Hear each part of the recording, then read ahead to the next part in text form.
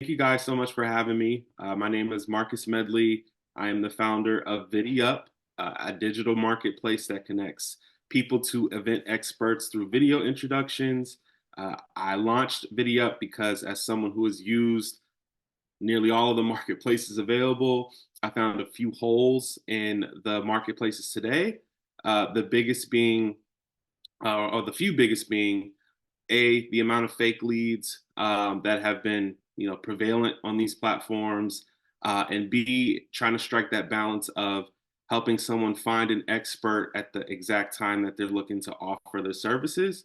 And with that, that's helped make the event planning process a lot quicker. Because as you can imagine, if you're looking for a photographer, for example, you start Google search, you're looking at the reviews, you're looking at their websites, you're looking at their portfolio, and then you reach out and you don't hear back. And what we're essentially trying to remove is, instead of you having to look at five different photographers, reviews, portfolio, website, you share your request details, like your event date, the budget, and then you also include a short video of what you're looking for in your ideal expert. And then once you share this, experts who are interested and feel they are qualified for this service would respond with a or will respond with a video along with their website and the estimate for the job. And this video is essentially them getting to highlight who they are as a professional and why you should work with them. And we're very excited. We launched in March or February of this year, so still fairly new, but definitely loving the early feedback that we've gotten, and looking forward to just continuing to grow this community. That's a great question. So I would say one of the things that I learned early on is to be successful in the Boston ecosystem, you have to be very coachable and you have to hire people who are coachable. And one of the reasons is because Boston is known as a place where people will openly share feedback, whether you like it or not. It's not a place that sugarcoats things, which is a blessing and a curse. It's a blessing if you are a startup who wants to hear negative feedback and things you can do better. You can do better, but maybe a curse for those who are just looking for people who only like their platform and only the best of feedback and all that good stuff. So yeah, I would definitely say that's one of the biggest advices that I have is just be coachable, hire people that are coachable, and know that Boston also has a very tight knit startup community. This is a great question. I think the easy answer here is definitely the evolution of AI. I think what's happening and what's going to happen is that 10 years ago when you launched a product, an investor would ask, is there a patent on this product? Is how easy can another company replicate this? Whereas now and going forward, I think the question is going to be, is this something that could be done with AI? And if it is something that could be done with AI, why aren't you doing it with AI? And not only that's one point of view. The other point of view, as a business owner, as a startup owner, is how the evolution of AI affects my user base. As someone who's running a marketplace, one of the feedbacks and challenges I heard early on is, okay, how do I know that the person who has sent this video is actually that person? How do I know this isn't manipulated by AI, for example? And one of the workarounds for that was to make sure that with Viddyup, users can only record video from Viddyup. So you can't upload a video; you can only record video from the platform. But that's one of the things that AI has forced me as a startup owner to think about, which 10 years ago wouldn't have even been a thought. But now, because of the rate at which it's growing, you have to really protect yourself and make sure that you're also keeping up with what AI is capable of. Because um, there may be use cases down the line where ViddyUp could use AI in a positive way that can make users happy, that can make their customers happy and just make the platform grow in the process. But part of that as the founder is making sure that I'm staying up to date with what AI is capable of doing, because it's changing fast right before our eyes, and it's a great thing, but definitely a challenge as well. So I would say one of the biggest is, with Boston and New England in general being such a college town and a young place, it had it. It's really a tight knit community, and as someone who's building a marketplace that is priding itself on building a community, it works in my favor because your happy customers are your best marketers at the end of the day.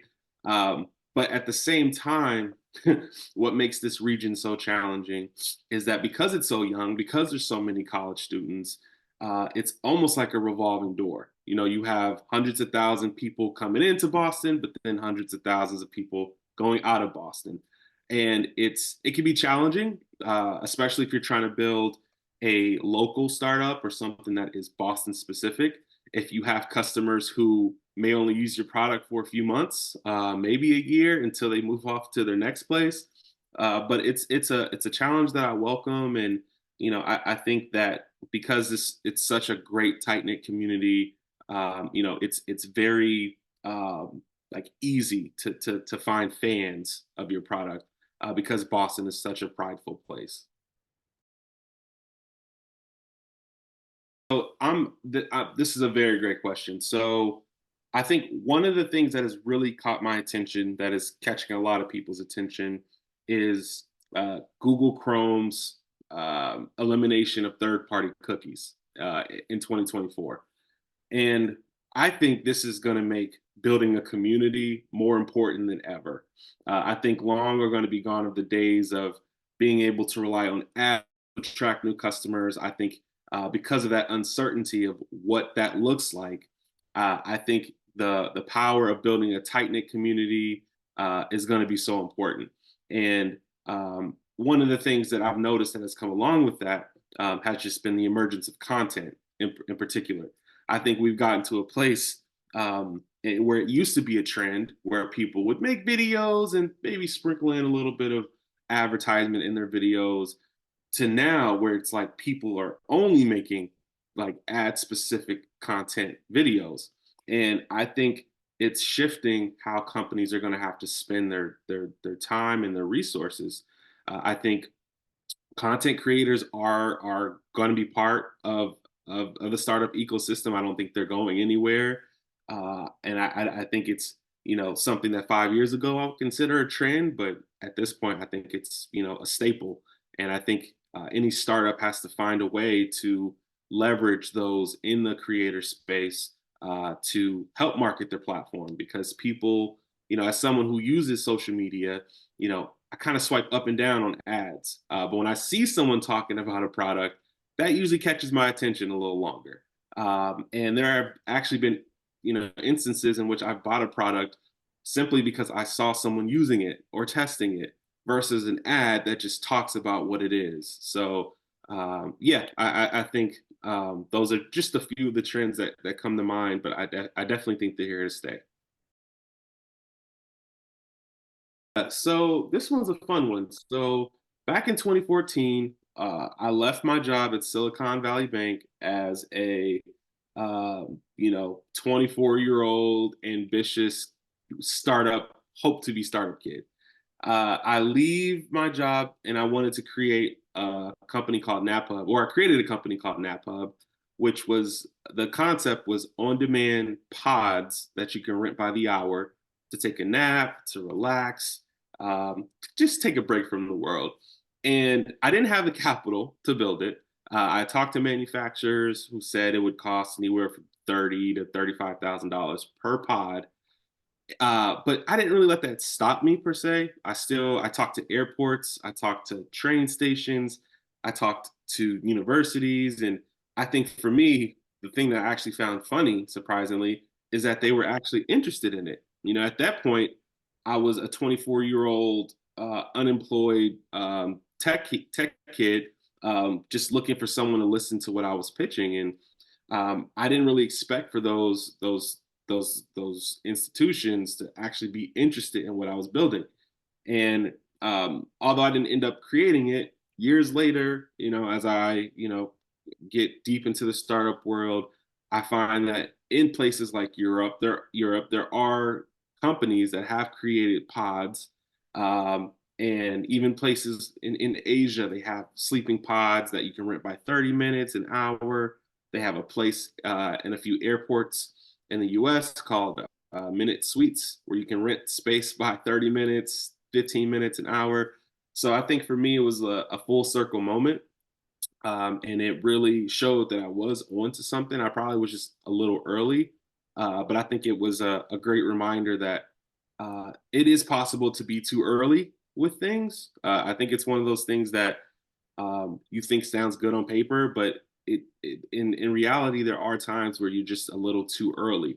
And I think it was a great example of being a little too early. And if I could go back, I'd probably do things a little differently, but I probably would do it all again as well because it was a fun experience that really helped shape my mindset as a founder.